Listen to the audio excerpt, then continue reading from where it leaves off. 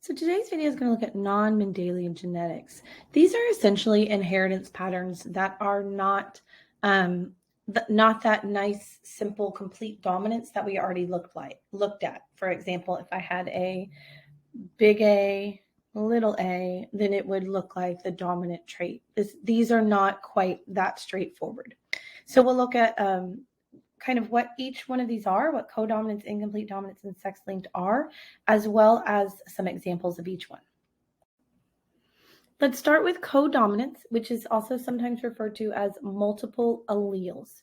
So in the past, so far, we've just had two allele choices, right? Dominant and recessive. So with codominance, what I have here, right, both, they're sharing. I have multiple alleles that could be dominant. So our most common example, and one of the only ones you'll see for codominance, is blood type. And the different alleles with blood type are, we use an I to represent as a neutral letter, and then we use these superscripts. So you'll notice here I have 3 alleles instead of just the 2. I have 2 that are dominant, and I have 1 that is recessive. With a codominance or multiple allele situation, both dominant alleles are going to be expressed. And they're expressed independently, as in they don't blend together. They are clearly shown, and we'll see some picture examples of this in just a minute. But both dominant alleles are clearly expressed. So if we look at the graphic that we have up here, if we look at type A blood, you'll see the different genotypes for type A blood. I don't have both dominant alleles involved in type A blood. Okay? But if I hop over here to type AB blood, you'll see the genotype for that contains both the dominant allele for type A and the dominant allele for type B, which is how we get this combination blood type. And like I said, the picture we'll look at in just a minute will help clear this up, I think. So let's look at this chart. We have part of it's pre-done and part of it we're going to add to. Okay, so if I'm looking at this blood cell chart here, I have blood type group across the top, and then various things coming down the left side here. So if I'm looking at a red blood cell and I say it's type A, okay, I have type B, I have AB, and I have O. So if you just look at those blood cells for a minute, you'll notice that the antigens, that's what these things are that are sticking off of the surface of the cell. The antigens are those surface proteins or surface markers. You'll notice the type A blood has these circle-shaped antigens. Type B blood has these diamond or square-shaped antigens. And then type AB blood has both of them, or type O has none of them. So the antigen, or the surface protein, the surface marker that's on the outside of the red blood cell, that determines what blood type it is. So for instance, in blood type group A, there are A antigens. So my phenotype, what it's going to look like if I have A antigens, is type A blood. If I have B antigens or B surface markers on the cell surface, then the phenotype for that is type B blood. So blood type, phenotype, that's what the phenotype is when we're looking for phenotype, when we're talking about blood, just blood things, is the actual blood type. So if I have both A and B antigens equally expressed, I see both of them clearly, they're not a blending of one another, I have type A, B blood. And if I have none or 0 antigens being expressed, right, 0 antigens, I have type O blood. So the genotypes for these can get a little bit trickier because I've got various multiple alleles and recessive allele combinations. So for instance, to get the A antigens on the surface of the blood, I have to have at least one dominant A allele. And then this person could either be homozygous dominant, so it has 2 dominant A alleles, or they could be heterozygous. And that's something that you're going to need to keep in mind when you're doing blood type problems. If they tell you that, the parent is just type A blood, you need to take both factors into consideration. Okay, so for type B blood, it's the same. I've got to have at least one one dominant B allele. So I could have both. I could be homozygous dominant or heterozygous for type B blood. For type A blood, or AB blood, for type AB blood, because I have both A and B antigens expressed, I have to have alleles for both of them. I have to have the type A allele and the type B allele. So there's only one possible genotype somebody could be if they are type AB blood. Type O blood is the same. For no antigens to be present, this is the recessive phenotype. So that means the genotype needs to have both recessive alleles. So when we talk about blood donation and who can donate and who can receive, what's going to come into play here is what antigens are present on your blood. Therefore, what antibodies, so these are the attackers, what antibodies do you produce? So if I have type A blood, I recognize these circle antigens, but I do not recognize those diamond antigens of B blood. So I make antibodies. See how those antibodies fit? That would be able to attack that type B blood. If I was type B blood and I had those diamond antigens, I don't want to make antibodies for those. I don't want to make attackers for those. I want to make attackers for type A. So my antibodies are A antibodies, and you'll see they're circular. They would fit those A antigens in them. If I have type AB blood, I don't want to make any attackers because I have both B antigens and A antigens. So I don't want to make antibodies for either one of them. If I have type O blood, then I have no surface markers. And so I don't want to make, so since I have no surface markers, I don't have anything that I'm worried about attacking. So I make attackers for everything. I make both A and B antibodies. So if I have type A blood, I am able to receive blood. We're going to jump down. We're going to actually just change this row here. I don't even know why I put a donate to. We're just going to make this all receive. So if I have type A blood, I can receive some more type A blood. I can receive some type O blood. If I got type B blood, my antibodies would attack it. If I got AB blood, I would also attack that. The attack might not be as severe, but I will still attack it because there are those B antigens present, and my attackers are looking for those B antigens. If I have type B blood, then I can receive blood from somebody else that's also type B. I can receive blood from somebody that's also type O. Type O doesn't have any antigens to trigger off my A antibodies. And obviously more type B blood doesn't have any A antigens to trigger off my antibodies. If I look at type AB blood, somebody that has type AB blood has no defenders, no antibodies, no attackers. So if they don't have any antibodies, then any type of blood can be given to them because they have nobody to attack it. Where type O is the opposite. Type O has every type of antibody, so every type of attacker. So if you give somebody that has type O type A blood, they're ready to attack it. Type B blood, they're ready to attack it. Type AB blood, they're ready to attack it. So type O can only receive more type O blood. So we sometimes talk about a universal donor and a universal recipient. Sorry, that's so messy. So with a universal donor, right, our universal donor would be who is able to donate blood to everybody. So if we look at our little chart here, everybody was able to receive blood from type O. That's why if you're type O or you know somebody that's type O and you've ever donated blood or they've donated blood, the blood bank calls them a lot, asking them to come donate. And then our universal recipient would be somebody that can receive blood for anybody. So type AB blood is a universal recipient. For just being a super nice person, type O blood is the best to have, right? You can donate and give the blood away and help all the other people.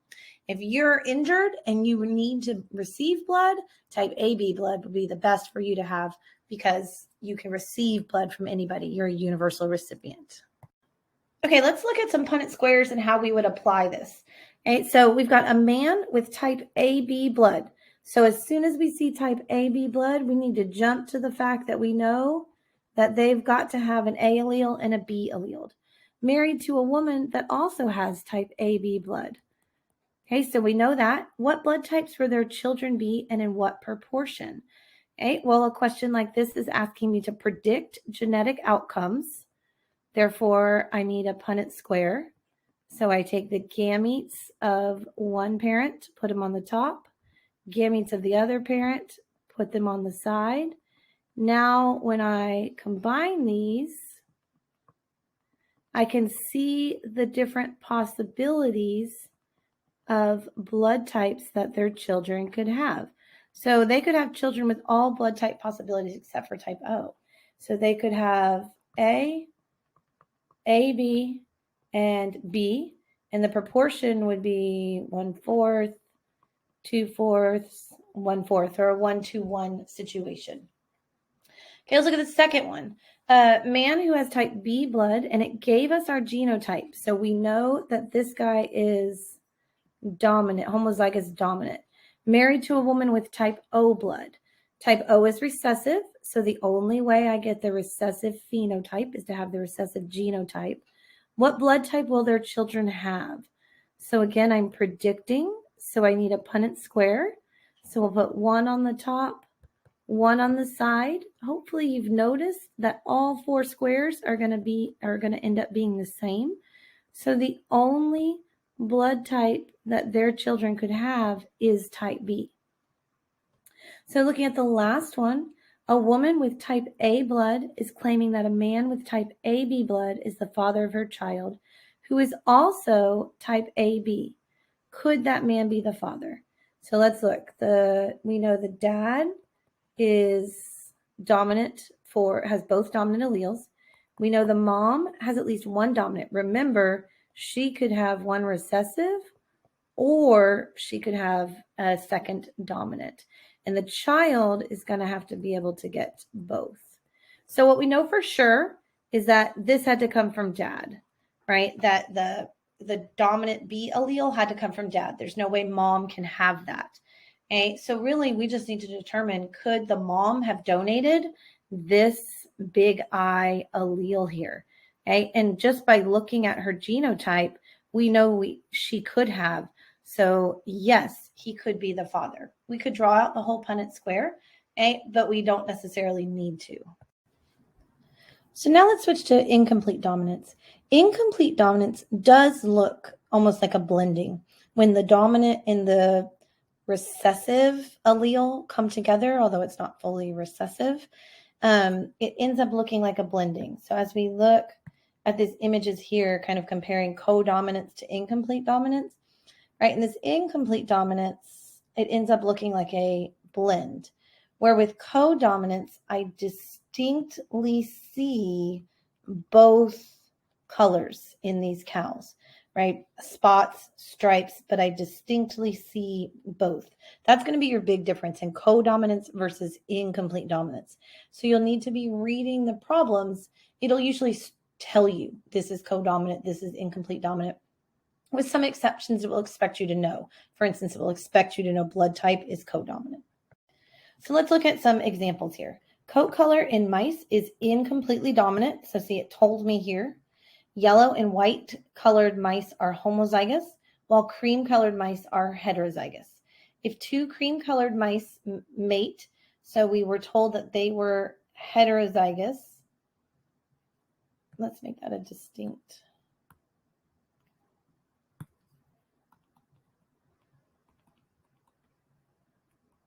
What phenotypic ratio can we expect their offspring? So again, I'm predicting offspring. So I need a Punnett square. Phenotype is the physical, so what they're going to look like. Because they're incompletely dominant, remember, I'm not going to have just yellow and white. So this one here will look yellow. This one here looks white. But both of these guys here are going to look cream. So my phenotypic ratio is going to be a 1:1, and I'm going to go ahead and identify that as yellow, cream, white. So that's the ratio of what they would look like. Let's look at our next one here. In radishes, red and white are pure breeding color. Pure breeding, just like hybrid, needs to trigger you to homozygous dominant situation. Hybrids or a homozygous recessive, but pure breeding is homozygous, right? Hybrids, heterozygous. If a red radish is crossed with a white radish, what will be the phenotype of the F2 generation, assuming the F1 generation self-pollinates? So let's take a look at what that means real quick. Okay, so what that will mean is that I've got a parent generation, and the parent generation is going to be homozygous dominant, homozygous recessive. That is going to give me an F1 generation. F stands for filial, which is, we're not going to get into the Latin. Okay, but that's going to give me an F1 generation where they would all be heterozygous. Okay, so if that generation that generation is going to lead me to my F2 generation. So if that generation self-pollinates, what I'm doing is I'm crossing two heterozygotes or two purple radishes in this case. Okay, so if a red radish, so here's where this all came from, right? There's a red radish, here's a white radish. They crossed for the F1 generation. The F1 generation self-pollinated, and so I'm getting the F2 generation from this cross right here. You won't see things quite as complicated as this. I just wanted to be able to point out what parent and filial meant in case you did see those again. So we solve our cross here.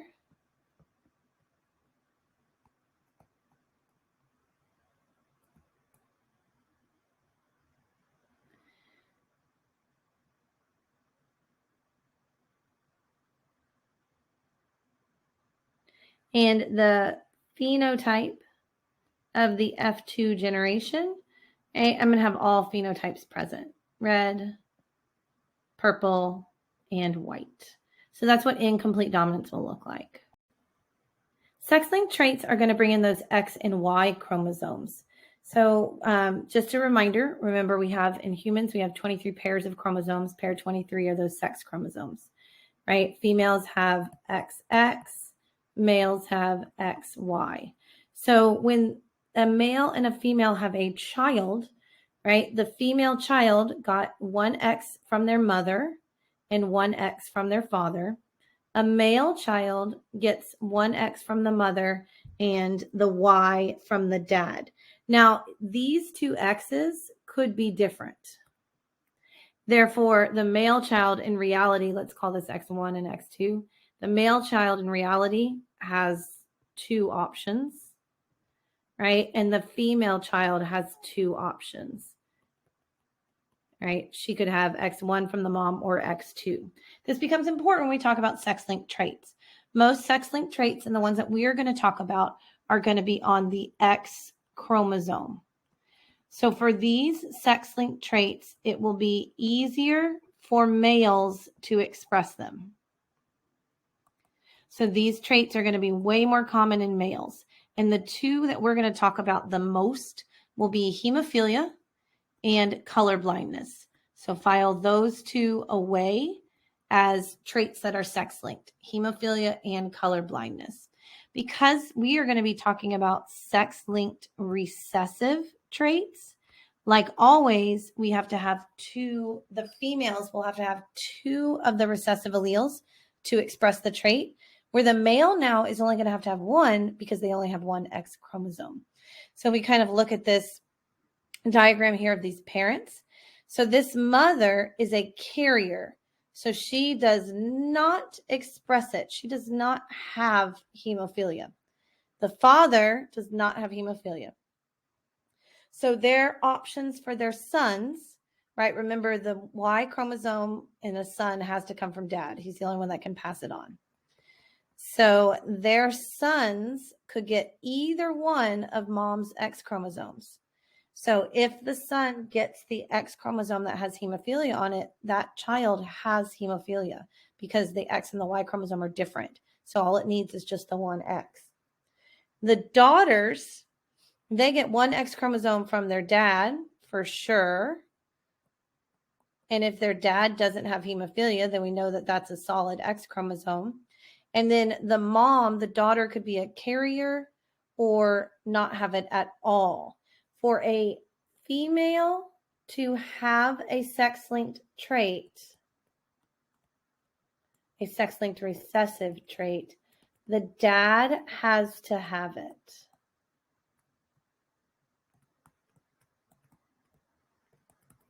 He has to have it. He has to express it.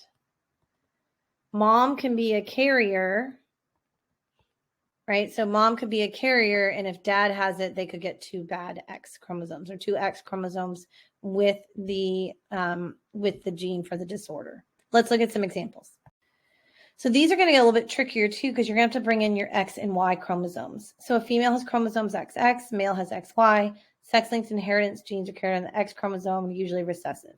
So we have a woman with a normal gene on one X chromosome.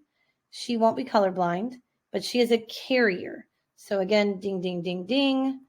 We're talking about an X-linked trait, so I need my X and Y. She has a normal one, and she's a carrier. A woman must carry the recessive allele for colorblindness on each of her X chromosomes. A male is either normal or has colorblindness. He cannot be a carrier. We know this. The gene for colorblindness is carried on the X chromosome and is recessive. A man whose father was colorblind. So the father has to have the recessive allele, and they have a colorblind daughter, which means both have to be recessive for the daughter who has that. So let's backtrack a little bit. Is the man colorblind? Okay, how do we know? So basically, we're looking at this female. Is her dad colorblind? Well, she has two recessive X chromosomes, okay, which means yes, he is. He had to pass on. He had to be able to pass on one of these lowercase colorblind recessive alleles, which means he had to have it. He's going to be colorblind because that Y chromosome doesn't really matter. Where did he get his gene for colorblindness? Well, it said his dad was colorblind. Is that where he got it from? No. He got it from his mom, right? Because even if his dad is colorblind, what he gives to the son is the Y, which means mom has to have at least one colorblind X chromosome to pass on. Must the fathers of all colorblind girls be colorblind? Yes. We've already talked about this, right? Because the female has to have two X chromosomes, each with the recessive allele on it. That means she had to have gotten one from dad, which means they would express that trait. Okay, let's look at another example with hemophilia. Hemophilia is inherited exactly like colorblindness. Dominant allele calls for normal clotting of the blood. The recessive allele calls for hemophilia, which is a decrease, increase in clotting time of the blood. But basically, when they start bleeding, they don't clot after. It takes a really long time if they clot at all. So I've got a woman carrier for hemophilia. So a woman, and she's a carrier. And she's married to a hemophiliac man, which means he just has the one on the X chromosome. So we're going to cross that. So here's the female's gamete options. Here's the male gamete options. Here's their potential offspring of their children.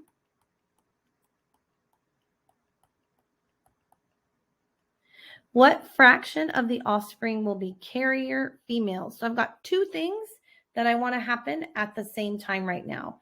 I want them to be a carrier and I want them to be a female. So to make this happen, we're going to take a few things into consideration here. So I want to make sure I'm only looking at the females and I'm only looking at the carrier that's going to be a female. So that would be this one right here is my only option as a carrier female. So 1/4. Normal males, okay? Again, I want to only look at the males, okay? And the fraction that would be normal males, again, we're looking at all of the offspring here, would be 1/4. If we were looking at just the males, it would be 1/2, but we're looking at all the offspring. What fraction will be normal females? Those who do not have the disease. So we only have one of the females that does not have the disease. That's the one that's the carrier. So we're still at 1/4, still referring to that one female. What fraction will be hemophiliac females? 1/4. So this one right here that has both recessive X, she will have the disease. And the genotype of the carrier female, we've already talked about this. It's the female, so 2 X's and 1 recessive allele. Okay, one more sex-linked example. If a husband and wife have a heterozygous girl for color blindness, so she's a girl and she's heterozygous, so she's a carrier. A normal boy, so does not have color blindness. I know I'm using the H's, but it's easier than the capital C, lowercase c. They also have a colorblind girl, and they also have a colorblind boy. What would be the genotypes of the parents? So basically, how could I get these possible combinations of children? The easiest one I think to look at is to come look at this female that actually has the disorder. So that means I know that mom has to have at least one. Dad is going to have one. So dad is taken care of. And so now we need to determine what the rest of mom is. Is mom have color blindness or is she a carrier? So when we work our way backwards and we look, we see we've got a male that is not colorblind, as well as a female that is not. Both of those things had to come from mom, right? In this male, dad had to give the Y. In this female, dad had to give that recessive X. He had nothing else to give. So mom is a carrier and dad is colorblind. Okay, so we'll be doing tons and tons and tons of examples with this stuff in class, practicing lots and lots. Make note of your questions. We'll talk about them. We'll get them cleared up. Okay, and then we'll get into doing just lots and lots of practice with these.